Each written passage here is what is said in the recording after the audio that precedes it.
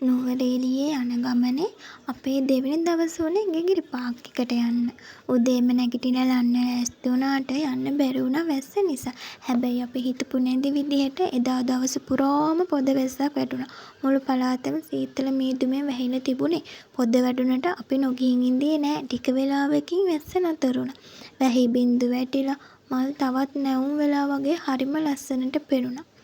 ලස්සන මල් ටිකක් එක්ක ෆොටෝ ටිකකුත් ගහගත්තා.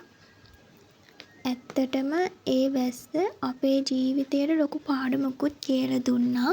අපේ ජීවිතේටත් බලාපොරොත්තු නොවන කුණාටු වැසි වැටෙන කාලවල් එනවා. හැබැයි ඒ හැම වැස්සකටම පස්සේ පරිසරය තවත් ලස්සන වෙලා මල් පිපෙන වගේ අපේ ජීවිතවලට එන අභියෝගත් අපිව තවත් ශක්තිමත් ලස්සන මිනිස්සු කරනවා. ජීවිතේ හැම වැස්සකටම පස්සේ ලස්සන දේවලුත් සිද්ධ වෙනවා. ඒකයි සබහාදහමේ නීතිය. බලන්නකො මේ මල් ලස්සනට පිපිලා මුළු ගෙගිරි පාක් එකම ලස්සන කරලා මල් පිපෙන්නෙත් එක කාලයකට විතරයි. හැබැයි ඒ පිපිලා ඉන්න ටික කාලෙට මුළු ලෝකෙම ලස්සන කරනවා.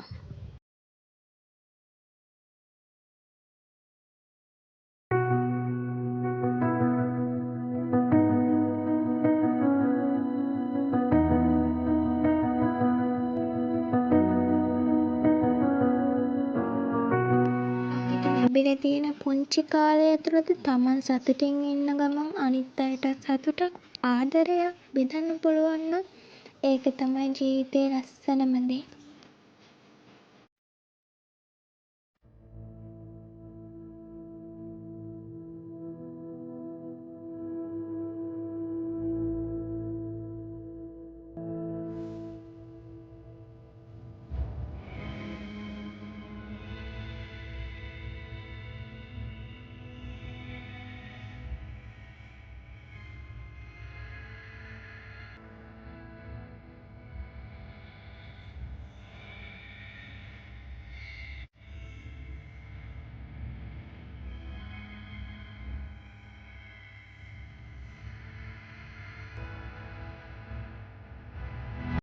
සබහාදහම අපිට කියලා දෙන්නේ හරි අපූරු පාඩමක්.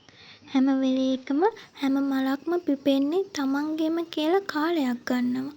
කලබල වෙන්න එපා. ඔයාගේ ජීවිතේ සාර්ථකත්වයේ පිපෙන කාලයක් ළඟදී මේ ඉවසීමෙන් ඉන්න. මටත් හිතෙනවා කොච්චර බාධක තිබ්බත් අපි දෙන්නගේ ගමන හරි ලස්සන ගමනක් වෙයි ඉස්සරහට.